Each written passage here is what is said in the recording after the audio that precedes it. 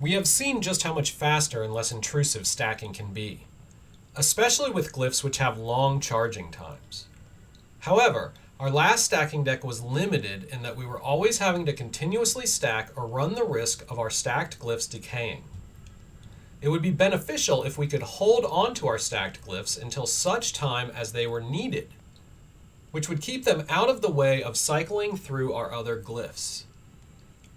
Luckily, Shroud of the Avatar provides just such a feature, the all-powerful Mind Lock glyph. I'm going to first construct a couple of decks for a Fire Mage build. The first deck will be our main combat deck. It contains 5 static glyphs: Spellbinder Stance on slot 4, Dash on 7, Healing Touch on 8, Healing Ray on 9, and Mind Lock on 0.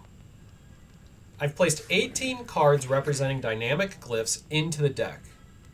2 Dodge, 5 Fireball, 1 Parry, 5 Psalm of Stagnation, and 5 Ring of Fire. Dodge and Parry are reserved only for slot 5. Slot 1 can accept only Ring of Fire. Slot 2 only Psalm of Stagnation. And slot 3 only Fireball. Slot 6 can accept all 3 of my stacking glyphs and will be my stacking slot, or the slot I stack from.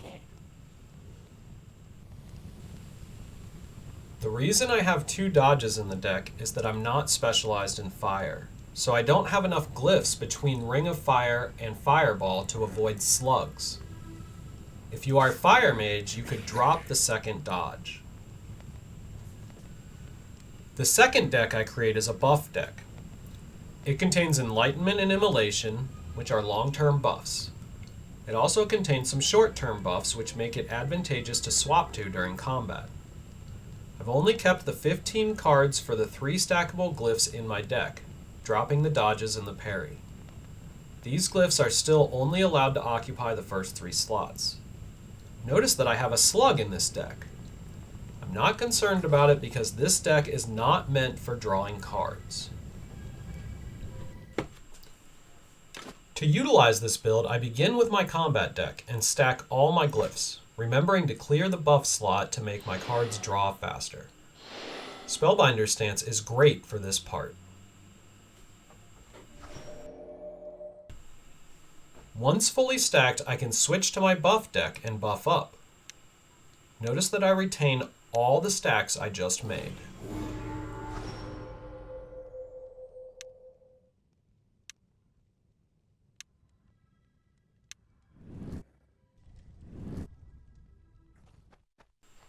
Now that I'm buffed up, I'm ready to kill some zombies.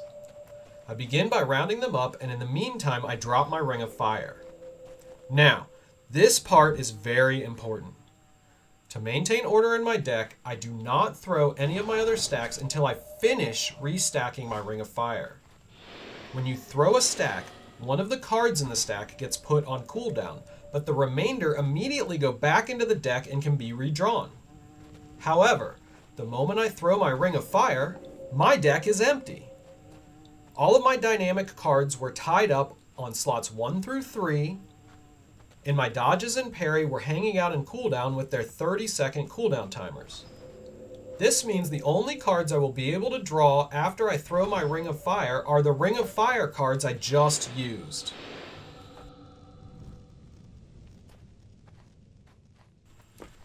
Once the zombies are rounded up, I repeat the process with Psalm of Stagnation. Next up are the fireballs. Look at how quickly I can get out fully stacked fireballs with this method. 5 stacked, followed by 4 stacked, followed by 3 stacked fireballs, etc. When using a glyph this way, I refer to it as a 5-4-3-2-1 glyph. With specialization, you could do a 6-5-4-3-2-1 glyph.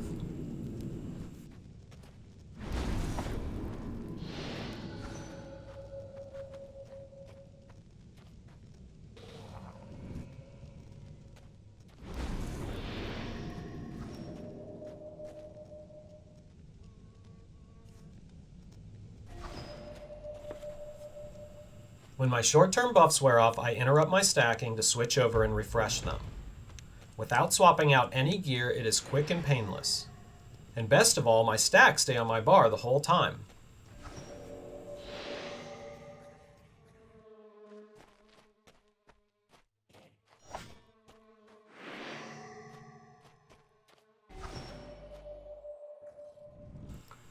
Stacking glyphs with Mind Lock this way is especially effective for builds which rely on abilities that don't need to be used often, but when you use them, you really want to use them.